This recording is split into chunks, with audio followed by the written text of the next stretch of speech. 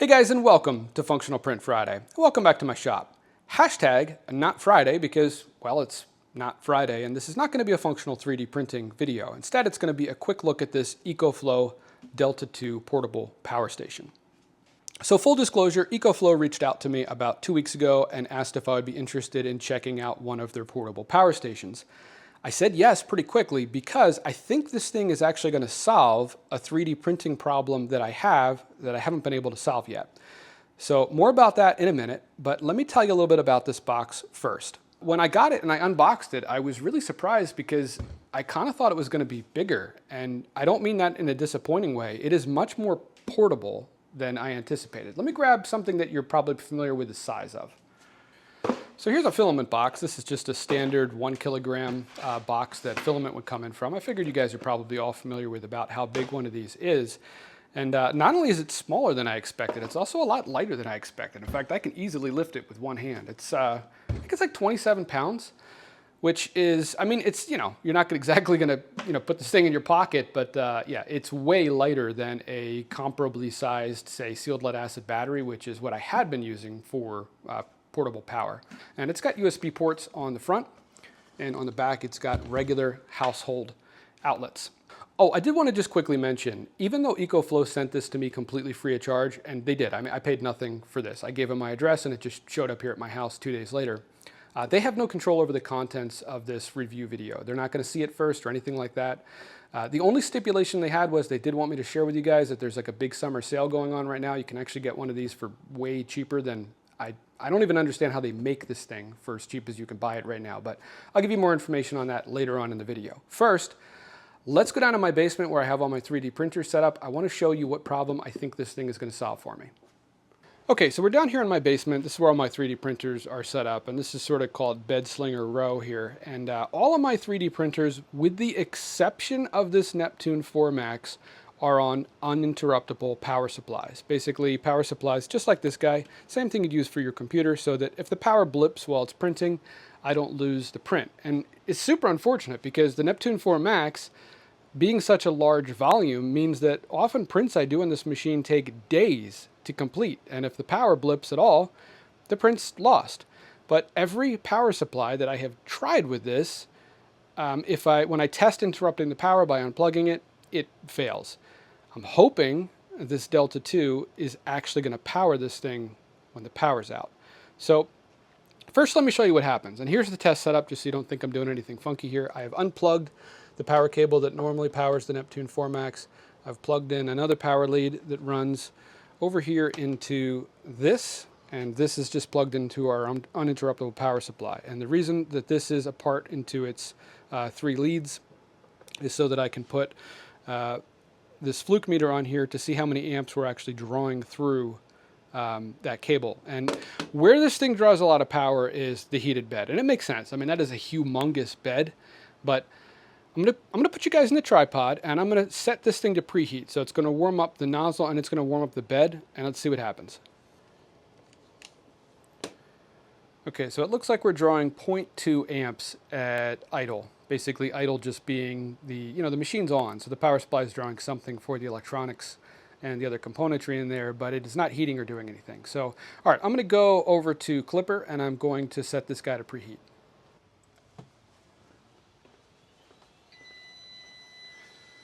Okay, I'm seeing, yeah, the box is already not happy. So I'm seeing 5.6 amps here. Let's try unplugging the UPS box, see what happens.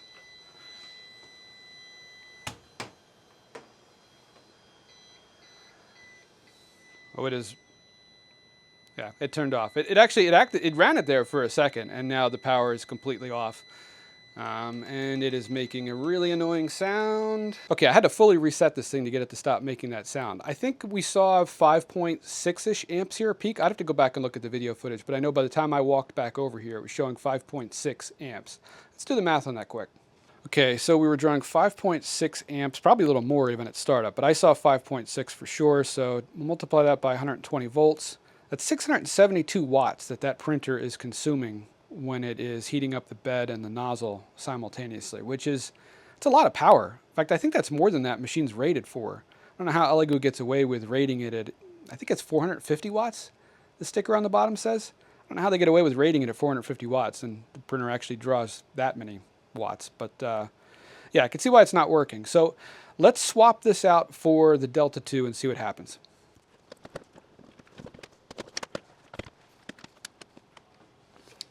Guess we actually don't need this anymore. We already know how many amps it's drawing.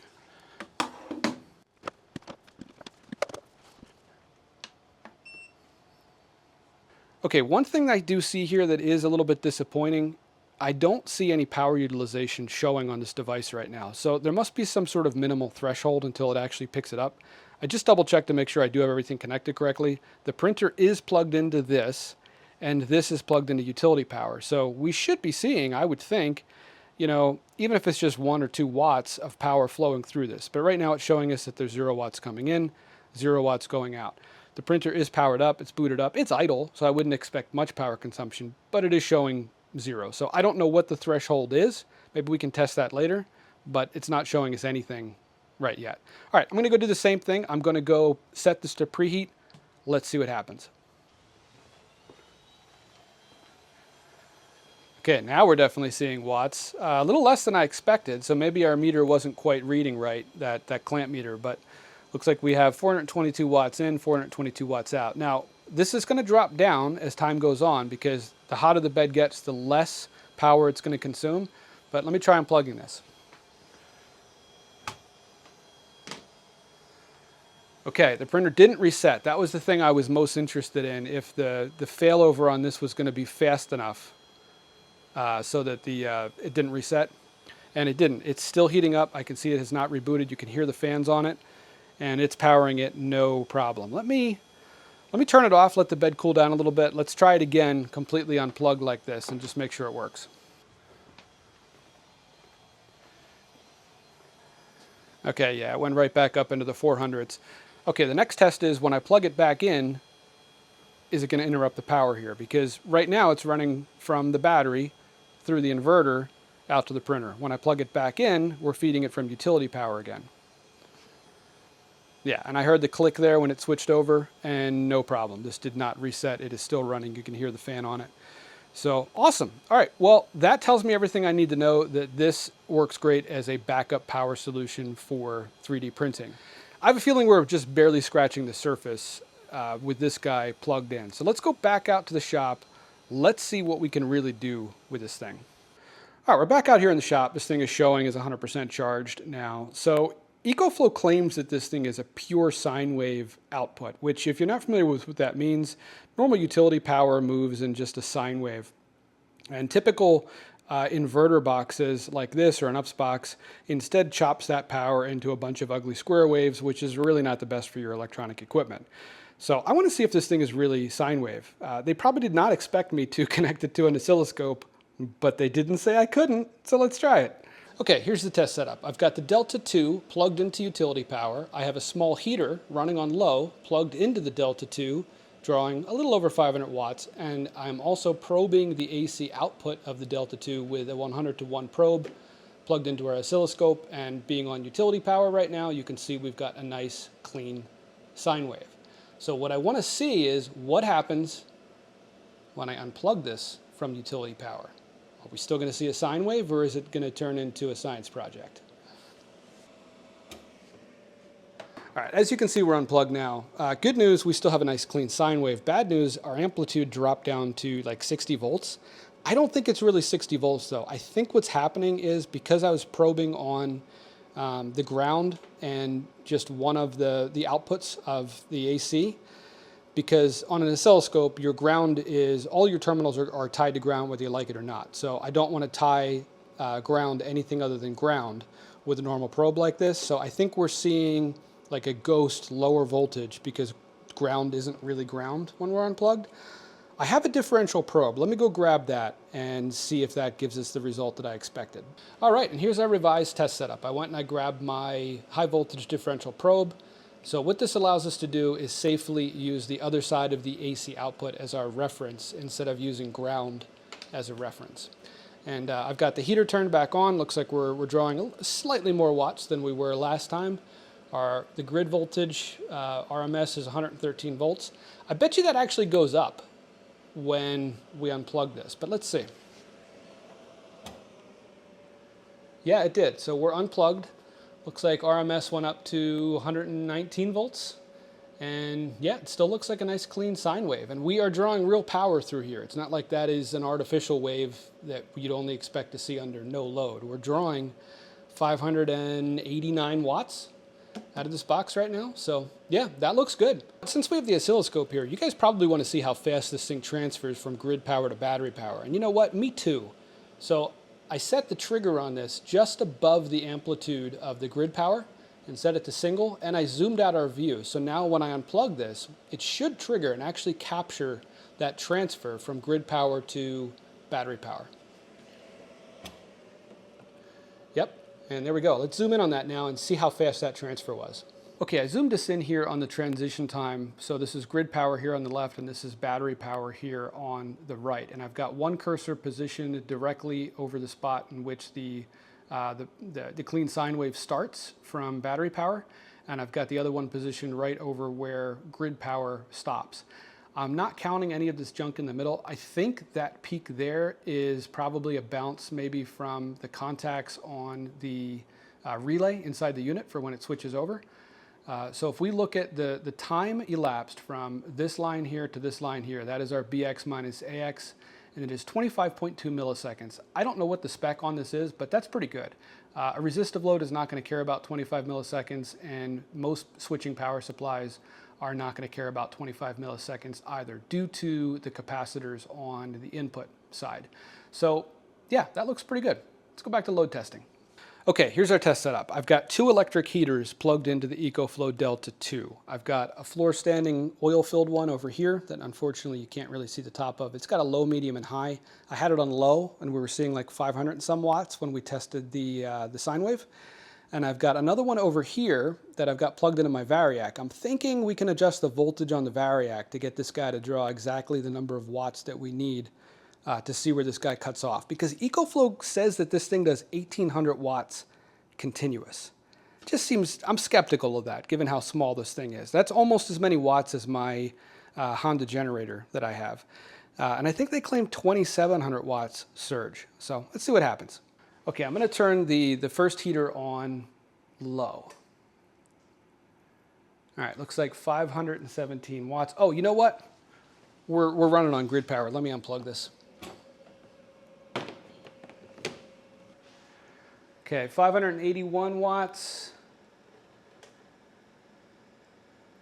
There is medium.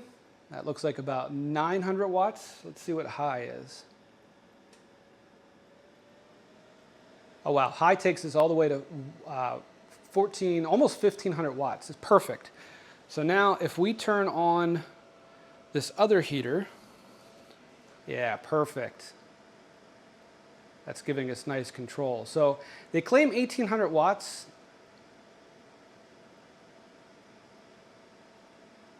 Just going to creep it up real slow.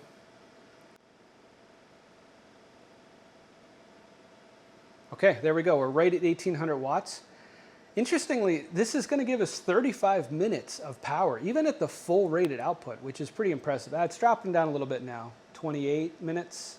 I want to see this thing actually cut off. Let's ramp this up slow.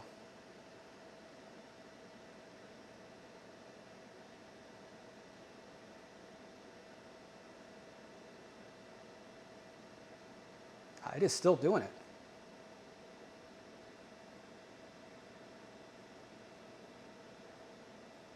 Okay, I turned everything off because as I was slowly ramping this up, we were getting over 1800 watts, but then it was dropping back down. I wonder if this thing is reducing the voltage when we get to that 1800 watts to protect itself. Let me hook up a multi-tester to this and see what the output voltage is. All right, I added a multi-tester here. Let's see what's going on. So we're back on grid. Looks like 115, 116 volts. Let's unplug this. Okay, it goes back up as I expected. There's also no load on this right now. Let me turn the heater on. Okay, so there's 585 watts. Almost 900 watts. And there we are back to our roughly 1500 watts, and this still looks good. Now, I want to see what happens as we ramp this guy up and go over 1800 though, because it was like we were hitting an artificial barrier before.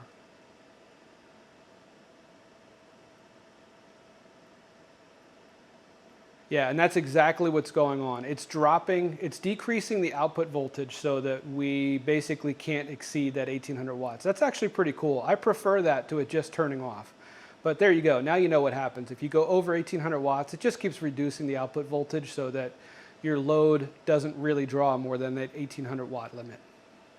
All right, there's one more thing I want to try. There's an app you can get for this on your phone, and I just downloaded it onto my iPhone and opened it up here. You can either pair with the device via Wi-Fi or Bluetooth. I just paired with it via Bluetooth, and you can see the device here. It looks like you can actually have multiples of these paired.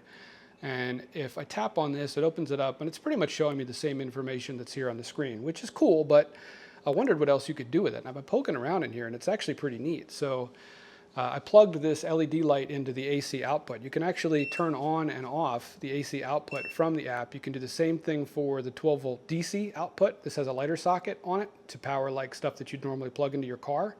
And you can actually turn on and off the USB output on the front from the app as well. But check this out. If you're wondering why this thing is only charging at 400 watts, you can actually go in here and like I just set it to 400 to test it. So AC charging speed, I could knock it all the way down to see as low as 200 watts. Yep, it's dropping down. Or if I just crank it all the way up, oops. I think the limit is 1200 watts. So by default, this charges at a full 1200 watts. So it recharges pretty quick. Kind of has me thinking, I wonder, I originally thought this unit was too small to power the lights in my barn for any realistic amount of time, but now I'm kind of curious, just given how well all the other tests went. So we got 92% power.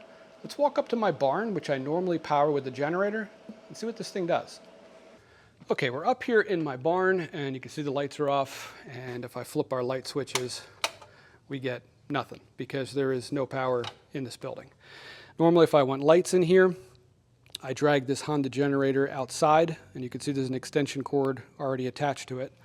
If we come out here, I've got a power inlet outside here that I plug the generator into, and then that generator backfeeds this utility panel up here and gives me lights and feeds all of the outlets that I have wired through the building as well. So I want to try using the Delta 2 for this and just see how it works.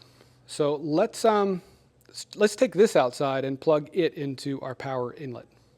Okay, I've got the Delta 2 connected to the inlet. So the AC out of the Delta 2 is going to the AC in for the building. Let's go try the lights. All right, that is 6 high bay LED lights. Let's see how much power that's drawing. Okay, let's see. That is drawing just over 600 watts. So those lights must be 100 watts a piece each, which sounds like a lot for LED lights, but they are really, really big, bright lights because it's a pretty good sized building. So looks like we're going to get 1 hour and we're 92% charged at that power output. But that's not all the lights in here. There's lights on the second floor as well. Let me flip those on. Okay, with the other lights on, it's reading just under 800 watts, and it's actually been a few minutes. That's why the percentage on the battery has dropped, because when I first came out, it was still saying 1 hour. And I was curious just to see if after a few minutes it would update, and it was actually about 5 minutes of running all of the lights in the building until it dropped down below an hour, and now it's saying 58 minutes. So I gotta say, that is impressive. I didn't expect it to work that well. But it's still not good enough that I would want to, consider using this for a solar setup out here. I think I would just need a bigger one of these to do that. Now, EcoFlow does make bigger units, and I'm curious how they perform as well, because I've got plenty of roof space up here. I could put 3 or 4 panels on this roof, connect it to a box like this, basically have it charge up, continuously. And then when I actually want to come in here and run tools and use the lights, everything would just be fed from battery. This would do that, but not for long enough. You can see with having all the lights on and then me running a couple tools in there, this is going to be flat before I really get very much done. So comment below if you're interested in seeing if one of their larger units would work for a building like this off-grid. I'm really curious as well, and maybe if we get enough interest, I can talk to my contact there and see if maybe they would consider giving us a larger unit to play with and do an off-grid solar setup here out in my barn. All right, well, this thing has pretty much beat all of my expectations. Before it arrived, I was pretty sure it was going to be way too heavy to carry around, at least 50% physically larger than it actually is, and I was very skeptical as to whether we'd actually get 1800 watts out of it. It has surprised me in everything that I've tested. The only thing that I can think of to complain about is the display for the output watts. You notice that since I've been talking, it's been flipping between 18 and 19 watts on the output. I was curious at what point it would actually show us the output watts, because if you remember when we had the Neptune 4 Max plugged in, it was showing us 0 watts. And we know that wasn't true because the printer was powered on, it was just idle. So I plugged this heater back into our Variac, and I just very slowly upped the voltage on the Variac, which is going to increase the consumed watts on the output. And it went right from 0 to 18. And it's been flipping between 18, 19, and 20. So, and actually it just went to 0. I don't think the heater turned off. Yeah, no, see, we're still drawing 1 amp. So if I turn this up again, yeah, there we go. Now it's... So it looks like it does not reliably show consumed watts below 20. Yeah, so I guess in short, if your specific use case requires showing the power utilization on the AC output below 20 watts reliably, maybe look at another unit. I don't know. I mean, I can't think of a use case where that would really matter. It would be nice if it was accurate all the way down to 1 watt, but it's probably a balance between trying to conserve power when this guy's running on battery and display. Now, once you do hit that 20 watts, it does seem to be very granular. If I up the voltage here on the Variac slowly, you can see that guy, you know, ramping up pretty slow. It seems very accurate after you get past 20 watts. It's just, yeah, you don't really see anything from 0 to 20. But I'm reaching. That is me really going out of my way to try and find something to complain about on this device, because otherwise, it is awesome. All right, guys, as I mentioned earlier in the video, EcoFlow has a huge sale going on right now for their portable power stations. It's the Delta 2 that we took a look at today, but I think it's their whole lineup that's on sale. But the Delta 2 is normally $9.99. It's on sale right now for $529. I honestly don't know how to get it to your door with everything that's in this thing for $529. I guess it's the economy of scale of just producing thousands of these things. But you could not buy the individual components to build one of these for anywhere near that. It would have cost you significantly more just for the power inverter and the LiFe battery that's in this thing. So if you were on the fence in the past, if you've looked at getting one of these, now really is the time to do it. And they actually gave me a discount code to get you guys another 5% off. So I'll put that down in the description of the video. Again, no pressure. If you have no interest in one of these, please don't do me any favors, don't buy one. But if you looked at these in the past, or you are interested in having a backup power solution for your 3D printers that you can also disconnect and grab and take camping or just use outside or whatever, now's a great time to do it. So I'll put all that information down in the description of this video. And I believe that shipping on these is free too. Let's add one to cart, let's see what happens. Okay, I put one of these in the cart and I added the discount code here as well that I'm allowed to share with you guys that gets you an extra 5% off. And yeah, I can confirm shipping does come up as free, and it looks like with the discount code, it actually comes down to $502.55. Guys, thanks for hanging out in the shop with me while we put this power station through its paces. And thanks to EcoFlow for sending it out to give us the opportunity to do that. I've seen a bunch of review videos on these, and you know, people never do the things that I would want to do with it. So hopefully somebody that's watching this was like, yes, thank you for doing that, because I enjoyed all the things that we tested doing with this. And don't forget, if you're interested in seeing a larger one of these set up in an off-grid solar setup up in my barn, don't forget to let me know down in the comments. If there's a bunch of interest in that, maybe I'll push EcoFlow and see if they'll consider sending us out a larger unit that we could do a solar setup with. And guys, if you subscribe to the channel, I'll see you next Friday.